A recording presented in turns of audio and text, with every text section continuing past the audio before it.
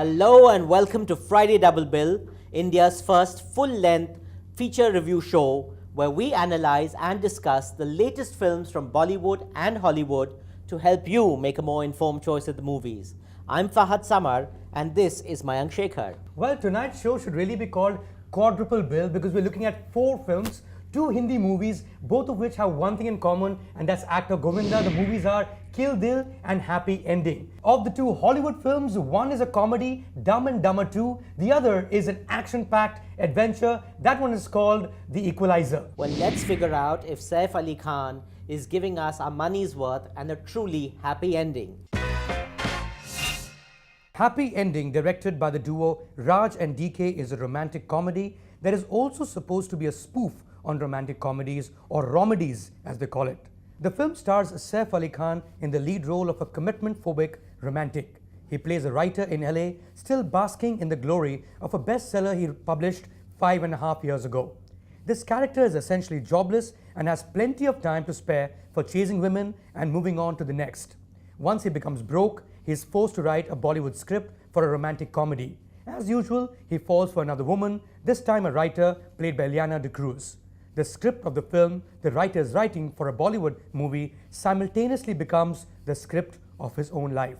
The film also stars Ranveer Shori and Kalki in fairly prominent roles. You know, Mayank, the thing about happy endings is that you should have a good beginning as well. I thought this film began beautifully. I thought the first half was so tight. Saif Ali Khan plays Saif Ali Khan because that is what he does best. But having said that, he still, give me an inkling of what he was like in the early days with Farhan's debut film. You know, he was young, he was spontaneous. There was a wonderful urbaneness about Saif that we got to see again in this. This film is set in LA. It's a very hip kind of film. It's trying very hard to be hip in some places. And then at the interval onward, I was so delighted. And then I don't know what happened. Things just fell apart, and given that this is a spoof of a romantic comedy, for it to fall on its face so badly was something that I couldn't see coming. What about you?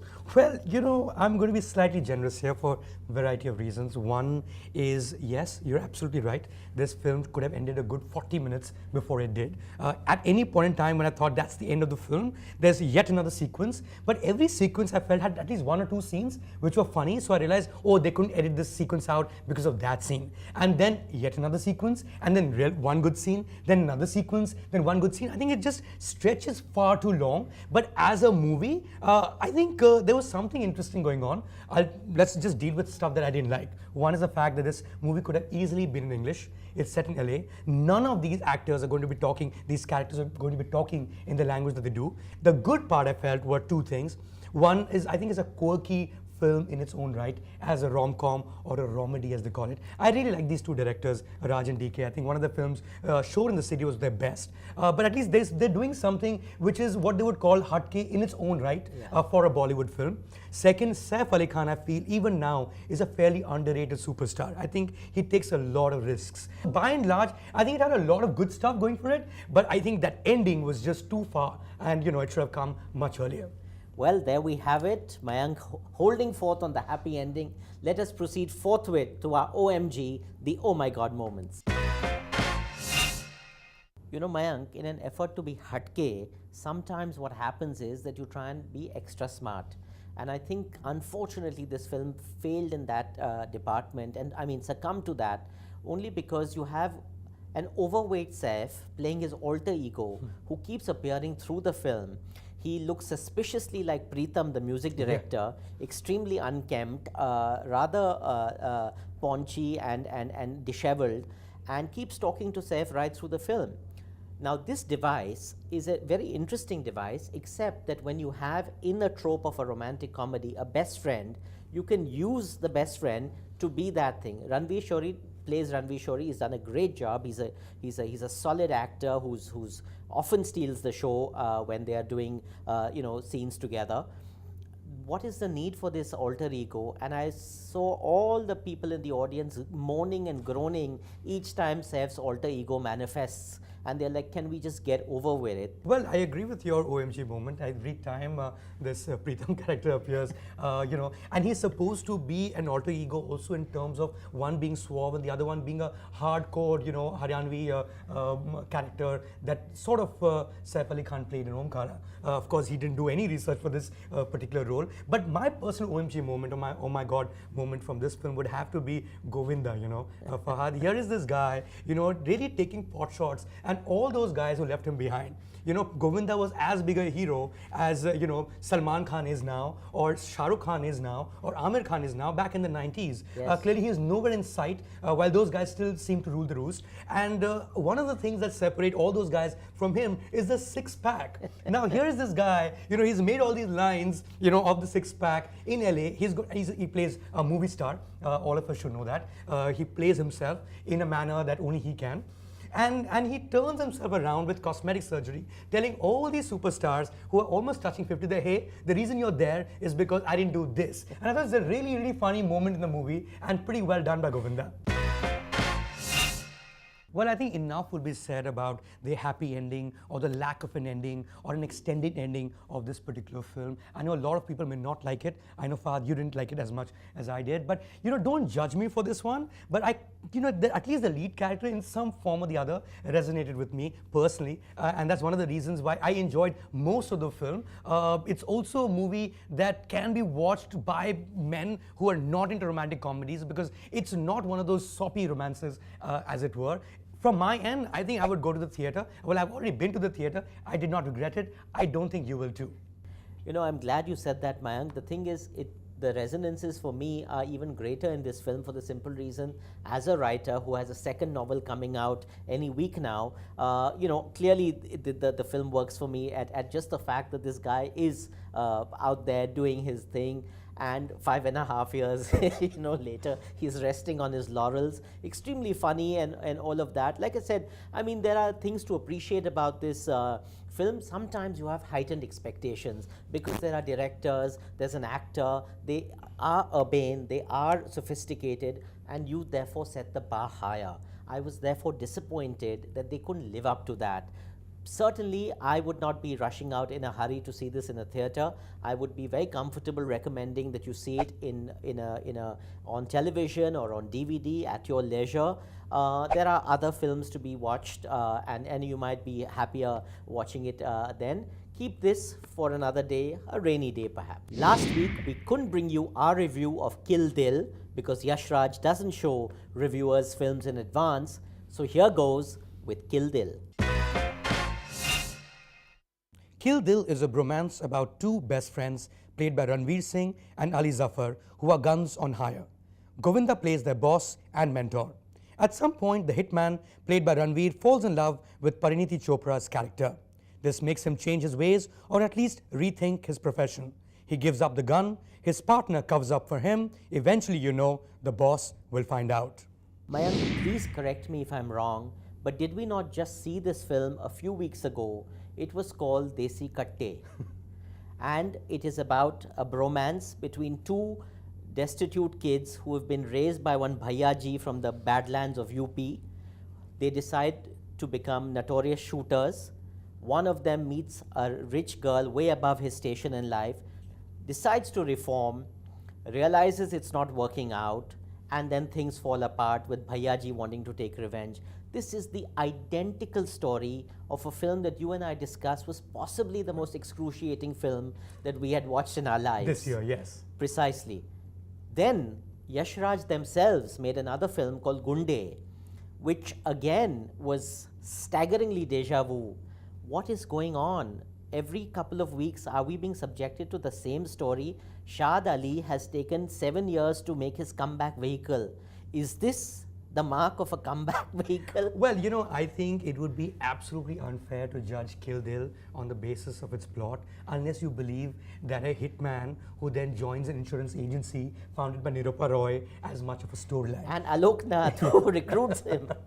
But I think this is essentially a huge Technicolor dream. It's overindulgent. It's supposed to be as a genre in itself. And purely as a film, what I really felt was at some point or the other, something as over the top as this would fall flat on his face. I was happy to note that at least for me as a viewer, it did not. Well, this is a hardcore, campy, masala flick. Oh my God moments is really what this entire film is made of. So it's not surprising that you can't take one particular moment from this film and say, hey, I looked at that and said, oh my God. But to be very honest with you, given that I am not the immediate audience for a film like this, for a film as over the top as this, I was just stunned by the performance of Ranveer Singh. And I have to let you know one thing, Fahad, that I've never been stunned by Ranveer Singh's performance for various reasons. One, of course, Lutera was an easy one to do, purely because so much is already written before you actually enter the set. But here's a film which is purely comical, in terms of performance. It's very hard to pull off. You can tell how hard it is when you see how Ranveer pairs up with someone like Ali Zafar. In fact, I felt very sorry for Ali Zafar because this guy is really good when he is that high pitched. He may well be like that in real life. And I was really stunned that I liked the film, and I thought to myself, why? And I could only think of one very good reason, and that was my moment, besides the fact that I liked the movie, is Ranveer Singh. Well, I completely agree with you. I mean, this man has to be saluted. He is a fearless actor. The fact that he must have greenlit this film because he has worked with Shaad as his assistant, maybe it's payback time, and the fact that he said, I'm on board, he's today somebody who can open a film at the box office. Or maybe not, it's been a week now. It's been a rather weak week, if you know what I mean. Yeah. But my heart went out to poor Parineeti Chopra because she doesn't have the body type to be able to pull off, with the flabby arms, the slightly paunchy, midriff. This is not something, and unfortunately, she's been styled in a way where it just accentuates these things. She's a woman who, and we must celebrate women of all shapes and sizes, and it's terrific that people like Vidya Balan and Parineeti are, today flying the flag for women in cinema. It doesn't matter that they don't adhere to size 0. But you can't take these things and then inflict it on a 70mm screen at your audience and expect them to be comfortable about it. Well, this movie is really a massive dream sequence, according to me, and it's not the first time that Shaad Ali, as a director, has tried to pull something like this off. There was Bunty or Bubbly, but I don't think this movie is as entertaining, but I think it's just about as engaging. So from my end, so far as I'm concerned, I know a lot of people will disagree. This is a theatre mein dekho. I really can't recommend it for a theatre mein dekho. Watch it at your leisure, or maybe even not, because God knows you've seen this kind of film several times before. Last week, Mayank and I both gave Interstellar a very resounding dekho in the theatres, and that also on IMAX. But let's find out what the Desi Martini audience has to say. Rated at 4.2, Interstellar is a sure first-class movie. Desi Martini's verdict says, Interstellar is the most un-Nolan film that the director has ever made. It's complex, unfathomable, ambitious, yet utterly dazzling and thought-provoking. Some will love it and some will not, but let it be known that this film is a class apart. One of the reviewers says, Interstellar is an exquisite product of cinematic art that grapples with the questions of human existence. Without further ado, let's find out what we thought of The Equalizer. Directed by Antoine Fuqua and based on the 1980s television show of the same name, The Equalizer follows Denzel Washington's Robert McCall, a man who believes he has put his mysterious past behind him and dedicated himself to beginning a new, quieter life. But when McCall meets Terry, a young prostitute under the control of ultra-violent Russian gangsters, he can't stand idly by. He has to help her. Armed with hidden skills that allow him to serve vengeance against anyone who would brutalize the helpless, McCall comes out of his self-imposed retirement and finds his desire for justice reawakened. Well, this is, I think, a hardcore Salman Khan film, except it does not star Salman Khan. Antoine Fuqua is, according to me, one of the top Bollywood filmmakers there is. I saw his last film, Olympus Has Fallen, which was, the White House under siege. I actually liked the film a lot, purely because of the detailing that went behind, capturing White House from the inside, of course. Now, this has a home store depot under siege. Doesn't quite qualify in the same league, but this is really a film about the Russian mafia. And this is as gruesome as it gets, but just as boring as it gets too. I couldn't agree with you more, Mayank. I mean, this was excruciating. Not as excruciating as having a corkscrew shoved through your face in order to be assassinated by the mild-mannered Denzel Washington. This has taken 2.5 hours to tell you a story that should have been told in 90 minutes at a very brisk pace. But because it's Denzel Washington, and Training Day was a film that Antoine Fuqua gave Denzel Washington an opportunity to win his Oscar for that. I mean, they decided to make it ponderous and full of gravitas. Bullshit. We've seen this film over and over again. We've seen, all the Taken series with Liam Neeson. We just saw The November Man with Pierce Brosnan. We just saw John Wick the week before this. They're all identical. So my biggest grouse with all these people, whether they're in Bollywood or in Hollywood, is why the hell are you making the same film over and over again? Well, I think, Fahad, you mentioned the oh my god moment so far as I'm concerned, and that's the corkscrew sequence in this film. That's the first time you get to see Denzel Washington in action, because you believe there's actually a really nice guy, and he has a past that you're not aware of. It's one of those old scripts that you spoke of. But these gruesome scenes are really being inspired from Korean cinema. We didn't see these hardcore knuckle-breaking action sequences before, and that's the inspiration part, which is fairly obvious. But the other thing that is so obvious, and if you had to just find one scene, is that part where Denzel Washington meets the villain eventually, and he's sitting in a dark room. There is a lamp right next to him. He switches on the lamp and he switches it off. That scene has been seen, I think, the most number of times in the history of films. Now, as cliched as it gets, I mean, that typifies how cliched the film is. Well, and the fact that Russian mobsters now represent the new enemy across it. And can you believe that the chief villain of this movie is a man called Vladimir Pushkin? And you have a black man who may as well be Barack Obama, wreaking vengeance on the entire Russian mafia single-handedly. This is Rambo, and that American craze for vengeance, wiping out, obliterating entire armies single-handedly. This is a return to that. It's a very disturbing trend, I think. And really, what were these guys thinking? Well, as I said, this is a masala formula film. The thing about formula films is that you repeat stories because the audience loves it enough to watch it again and again. That's the scene with this particular film. That's the scene with so many other films that you mentioned before. There's a huge audience for it. I'm sure they're going to go and watch it anyway, with or without a reco. But so far as I'm concerned, it's a pickle. Mayank, I'm delighted that finally, on our third review of the week, we are in sync. It's a full-on pickle. And for God's sake, if it's running on television, late night sometime, do yourself a favor and flip channels. Really awful. Well, that's what we thought of the action film this weekend at the theaters. What did you think of the comedy, Dumb and Dumber 2? Well, the review is just coming up. Directed by the Farrelly brothers, Dumb and Dumber 2 is the long-anticipated sequel that picks up 20 years since the original film. Jim Carrey and Jeff Daniels reprise their signature roles as Lloyd and Harry. This time, they set off on a road trip to find Harry's long-lost daughter, who his high school fling, played by Kathleen Turner, gave up for adoption. The daughter is giving a speech at a science conference, so Harry and Lloyd have to meet her there, along with several other characters in an appropriately convoluted plot to hang comic set pieces on.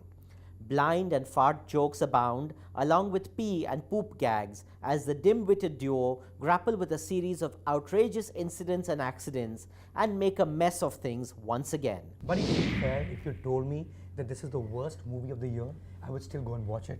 The fact is, this is Jim Carrey. The fact is, Farrelly brothers, and anyone who's grown up in the 90s, have their heart, established there so far as comedies go. Because Farrelly brothers really, took gross comedy to another level, which now is being done by so many people that it's not even considered novel, but the idea is still there. Jim Carrey was Jim Carrey, buddy. I mean, there was a time when he was the highest paid actor in the world, and he was a comic entertainer, something that doesn't usually happen. Now, is there anything larger in terms of a thought behind this film? Unfortunately not.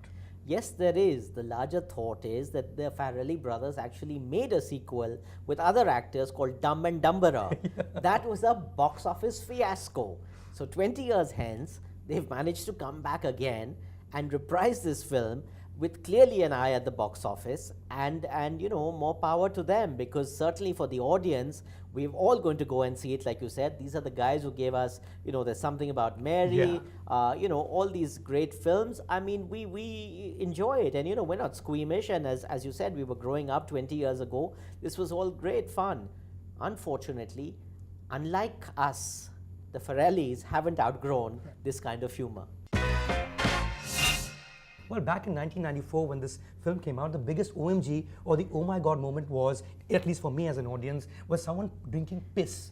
And that was also a scene that was, you know, taken into a Bollywood movie, that was Raja Hindustani, that came out in 1996. I mean, that's the level of inspiration, you know, that we were getting from the West. Now, very few things, you know, make me squeamish. I guess we've just outgrown most of it. So as an OMG, it's just the fact that we're watching the same thing again and again, not any particular scene, though enough effort has been made to make us puke if we've just had dinner.